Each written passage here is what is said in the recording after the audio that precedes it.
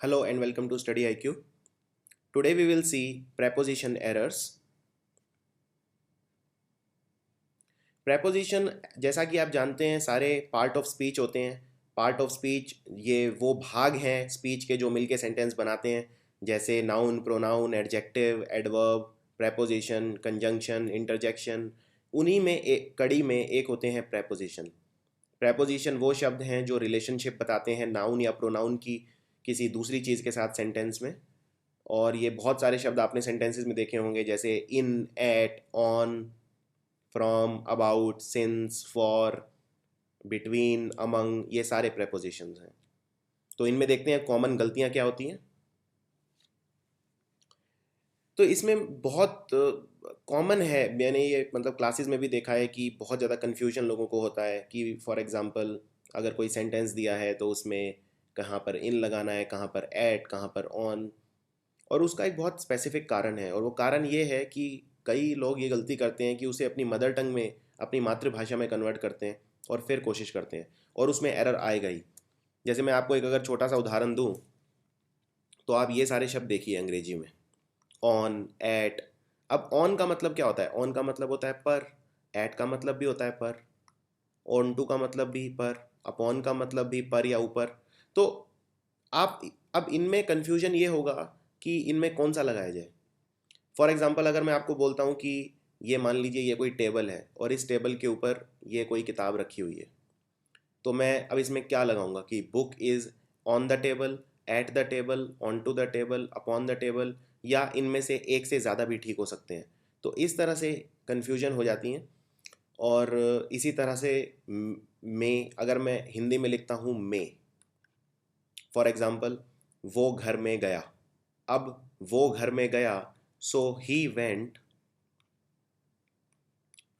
House के अंदर गया वो. अब यहाँ पर प्रेपोजिशन चाहिए आपको. अब वो प्रेपोजिशन कौन सा लगाया जाए? इन लगाया जाए, he went in house, he went into house, he went inside the house.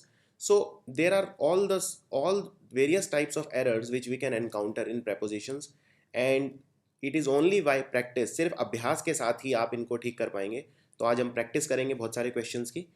और इन क्वेश्चंस को अटेम्प्ट करने से पहले, जैसे अभी ये सेट वन है, तो सबसे पहले आपको ये पॉज करना है वीडियो यहीं पर. आप अपने कीबोर्ड पर स्पेस बार की दबा सकते हैं, उससे वीडियो पॉज हो जाएगा.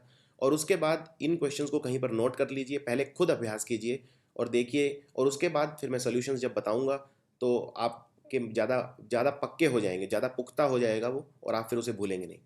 तो स्टार्ट करते हैं. सबसे पहला सेंटेंस है, माई boss took leave of 4 days.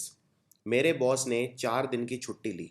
अब देखिए, इसमें आपको लिटरल ट्रांसलेट नहीं करना, आपको रूल यूज करना है. जैसे अगर मैं बोलूं 4 दिन की छुट्टी, 4 दिन की छुट्टी. अब की के लिए, का, की, के लिए शब्द होता है ऑफ. तो आपको इसको हिंदी में ट्रांसलेट नहीं करना है, क्योंकि इससे आपको कंफ्यूजन हो जाएगी. आपको सिर्फ रूल याद रखना है, जब भी आप लीव लेते हैं किस दिन के लिए, सो आप हमेशा लीव लेते हैं for a certain period of time. So यहाँ पर ऑफ की जगह आएगा for. So my boss took leave for 4 days. Next, I think that my ideas are different than yours. मुझे लगता है कि मेरे आइडियाज़ आपसे अलग हैं. तो जब भी आप वर्ड लगाएंगे डिफरेंट, और आपको स्वर चाहिए से, आप से अलग हैं तो डिफरेंट हैं, तो आप यहाँ वर्ड यूज़ करेंगे डिफरेंट फ्रॉम, ना कि देन. तो I think that my ideas are different from yours. अगला देखते हैं. It was I who was responsible of making all the arrangements for the wedding. यह मैं था जिसने वेडिंग के अरेंजमेंट्स की सारी जिम्मेदारी अपने ऊपर ले ली. देखिए, जब भी आप रेस्पॉन्सिबिलिटी लेते हैं, अपने ऊपर कोई जिम्मेदारी लेते हैं, तो आप रेस्पॉन्सिबल हो जाते हैं उस काम के लिए. तो you are always responsible for something. किसी कार्य के लिए आप रेस्पॉन्सिबल होते हैं, तो you are always responsible for something. तो यहाँ पर रेस्पॉन्सिबल ऑफ की बजाय आएगा फॉर. सो ये सेंटेंस हो जाएगा, it was I who was responsible for making all the arrangements for the wedding. Next, one must always pay with his debit card. हमेशा डेबिट कार्ड से पे करना चाहिए. देखिए, जब भी आप डेबिट कार्ड से पे करते हैं तो उसके लिए वर्ड आता है हमेशा by. You always pay by something. अगर आप चेक से पे करना चाहते हैं so you will pay by cheque. Credit card से pay by credit card. Debit pay by debit card. उसमें से के लिए विद नहीं, आप हमेशा यूज करेंगे बाय। अगला देखते हैं। On the time of the opening ceremony of the theatre a large crowd had assembled. तो जैसे ही थिएटर में ओपनिंग सेरेमनी हुई तो बहुत ज़्यादा क्राउड वहाँ पर पहुँच गया था। देखिए, अब जब भी आपको बोलना है उस किसी समय पर, जैसे ओपनिंग सेरेमनी के समय, तो उसमें आप कभी भी ऑन द टाइम नहीं बोलेंगे, आप बोलेंगे at the time. So at the time of the opening ceremony of the theatre a large crowd had assembled. इस सवाल को कई तरीके से पूछा जा सकता है इसमें, लेकिन असेंशियली आपको याद रखना है हमेशा एट द टाइम।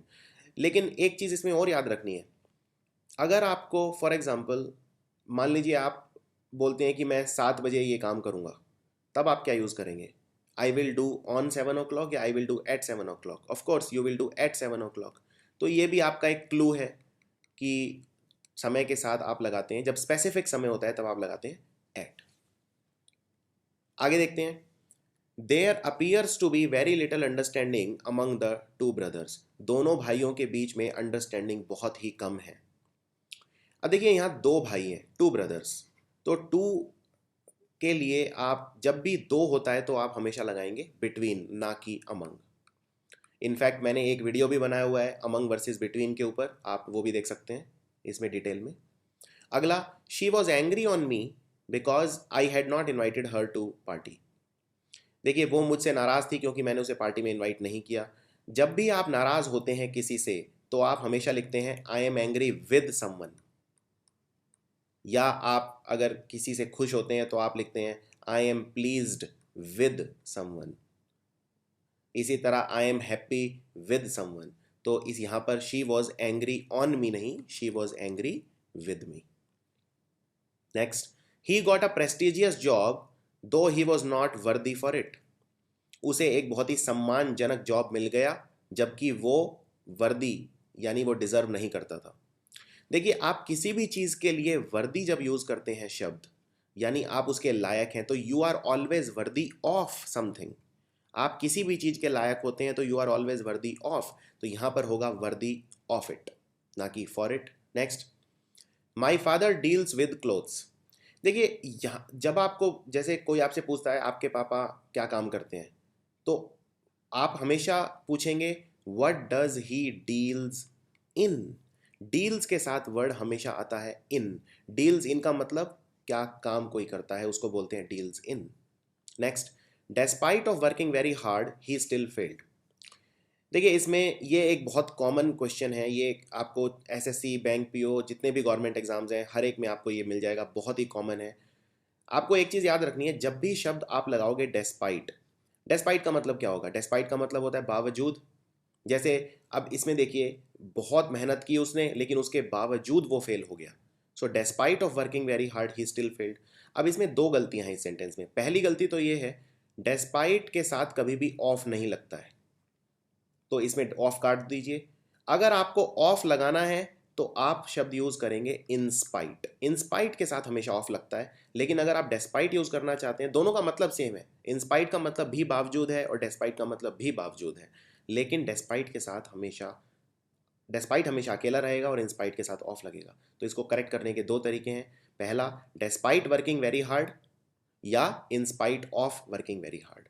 और इसमें दूसरी गलती ये है, ही स्टिल फेल्ड। यहाँ पर स्टिल शब्द की जरूरत ही नहीं है, क्योंकि आपने पहले ही बोल दिया कि हार्ड वर्क करने के बावजूद वो फेल हो गया, तो वो दोबारा बावजूद की जरूरत नहीं है। यहाँ पर स्टिल बावजूद के सेंस में ही आ रहा है, तो यहाँ पर ये सुपरफ्लुअस है, यानी जरूरत से ज्यादा है। आगे देखते हैं। It is my pleasure to congratulate you for your success in the UPSC exam.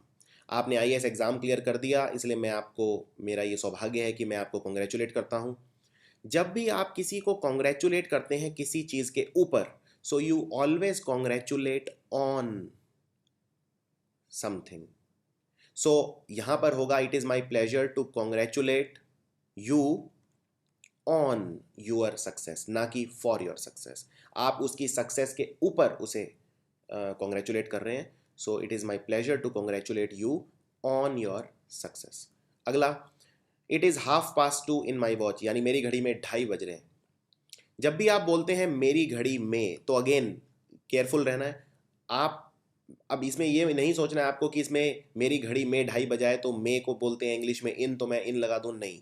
आपकी घड़ी में जब भी कोई टाइम होता है तो आप हमेशा यूज़ करेंगे it is 2:30 bye my watch, यानी मेरी घड़ी के द्वारा 2:30 दिखाया जा रहा है। सो बाय माई वॉच, ना कि in my watch. Next, Ashok got married with Rekha last month.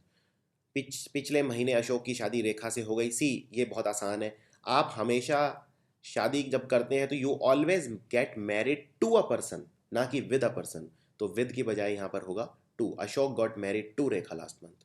Next, the earth's atmosphere comprises of 3 layers. जैसा कि आप जानते हैं अर्थ के वातावरण में, धरती के वातावरण में 3 लेयर होते हैं मेनली, ट्रोपोस्फियर, स्ट्रेटोस्फियर और मीजोस्फियर। तो इसमें आपको बताना है अर्थ एटमॉस्फेयर कंप्राइजेज मतलब उसके अंदर, जैसे अर्थ के एटमॉस्फेयर में 3 लेयर होते हैं।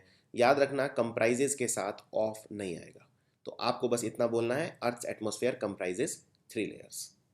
अगला, ही वॉक 10 माइल्स बाय फुट। देखिए, जब हम किसी चीज़ से यात्रा करते हैं, जैसे आप गाड़ी से यात्रा कर रहे हैं तो आप बोलेंगे I am travelling by car. अगर आप ट्रेन से यात्रा कर रहे हैं, I am travelling by train, by aeroplane, by bus. लेकिन अगर आप अपने पैरों से यात्रा करते हैं तो आप बाय फुट नहीं बोलेंगे, आप बोलेंगे on foot. So he walk 10 miles on foot. अगला देखते हैं, Ravi told to his friend to buy a car. Ravi ने अपने दोस्त को कहा एक गाड़ी खरीदने के लिए। इतना याद रखिए, टोल्ड के साथ कभी भी टू नहीं आएगा। तो रवि टोल्ड हिज फ्रेंड, बस। टोल्ड के साथ ये एक बहुत कॉमन गलती है, लेकिन सेड के साथ हमेशा टू आता है। जैसे देखिए, दोनों का मतलब ही है कहना। सेड का मतलब भी है कहना, टोल्ड का मतलब भी है कहना, लेकिन फ़र्क ये है टोल्ड के साथ कभी भी टू नहीं आता और सेड के साथ हमेशा टू आता है। अगला, ही is accused with committing the murder. और इसका अगला पार्ट है he is suffering with flu. जब भी आप किसी पर्सन पे एक्यूजेशन लगाते हैं यानी इल्ज़ाम लगाते हैं, so you always accuse of. तो यहां पर गलती है, he is accused of committing the murder. उसने उसके ऊपर मर्डर का इल्ज़ाम लगाया, so he is accused of committing the murder. और इस सेंटेंस का दूसरा भाग है he is suffering with flu. ये आसान है। कभी भी आप अगर किसी रोग से ग्रसित होते हैं, कोई बीमारी होती है, तो आप you always suffer from a disease. जैसे आपने स्कूल में अक्सर लेटर लिखा होगा, उसमें हम क्या लिखते थे, I am suffering from fever. इसी तरह he suffering from flu. Flu influenza को बोलते हैं, जो कॉमन कोल्ड हो जाता है। अगला, he wanted to go to home as he was sick. देखिए, अगर आप अपने घर जा रहे हैं, ठीक है, तो आप कभी भी टू का इस्तेमाल नहीं करेंगे। एक अगर मोशन वाली वर्ब है जिसको बोलते हैं, इसमें मोशन दिखा रहा है, ये स्टैटिक वर्ब नहीं है। जैसे वो घर जाना चाहता था, तो गो यहाँ पर स्टैटिक नहीं है, मोशन वाली वर्ब है, इसके साथ कभी भी टू नहीं लगेगा। तो he wanted to go home, बस he wanted to go home, to नहीं आएगा। लेकिन इसमें दूसरी बात ये याद रखनी है, अगर आप किसी और के घर जा रहे हैं, फॉर एग्जाम्पल लेट से आप राज के घर जा रहे हैं, सो आप जा रहे हैं राज होम, तो यहाँ टू जरूर आएगा। So he wanted to go to Raj home.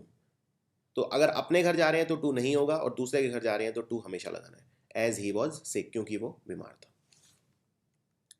So that's it in part 1।